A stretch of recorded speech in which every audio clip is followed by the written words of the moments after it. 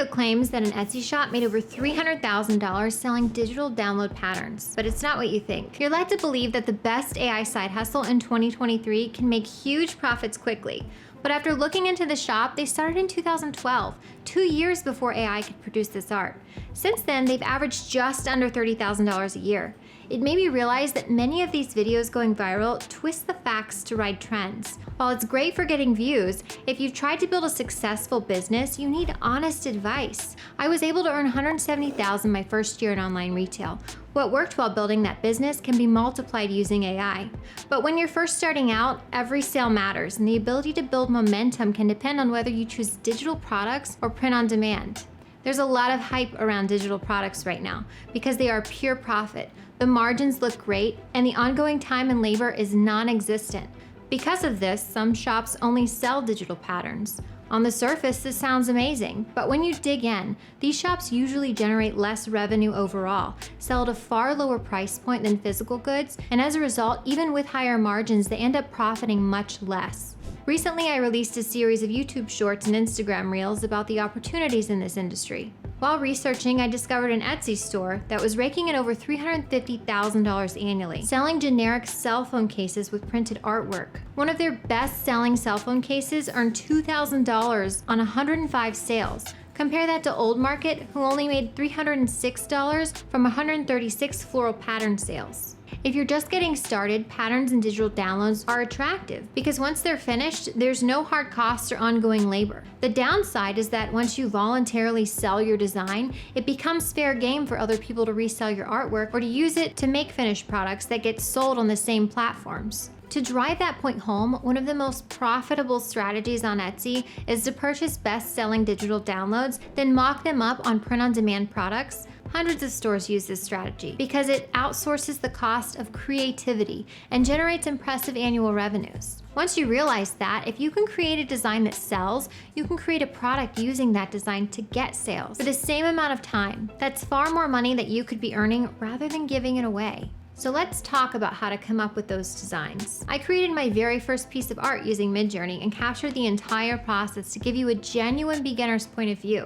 I'm new to this technology, so I wanted to find out if it was possible to get marketable results with Midjourney without experience. Once my design was complete, I applied it to an actual product and listed it for sale in my Etsy store. Coming up with great high conversion rate designs and ideas is usually the limiting factor. With Midjourney V5, you have an endless well of creativity that really can generate income for your business as long as you know how to ask for it. The easiest way to get started is by providing specific keywords as part of your prompt. This steers Midjourney towards the look and style that you're going for. Each time you submit a prompt, Midjourney generates 4 versions and gives you buttons to either refine further or take in a completely new direction. Think of Midjourney as a talented artist that just keeps delivering excellent drafts. But your job is to figure out what to ask for and how to ask for it. I offer you a choice. Small changes to the prompt and fine-tuning the settings can create wildly different results. When I first experimented with Midjourney V4, I used the prompt repeating pattern botanical wallpaper magical old money, and then fed the same prompt to V5. Look at how strikingly different the results were. One of the most effective ways to leverage Midjourney's capabilities is by taking inspiration from Etsy's bestsellers to find what people want to buy.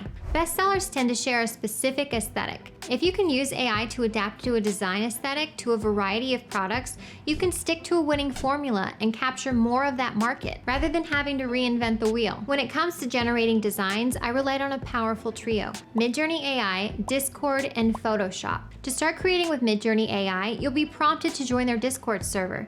Discord is completely free, but if you plan to sell your designs, you'll need to upgrade to a paid version of Midjourney AI for commercial rights to the images you generate. I began on Midjourney V4, using the earlier mentioned prompt, repeating pattern botanical wallpaper magical old money.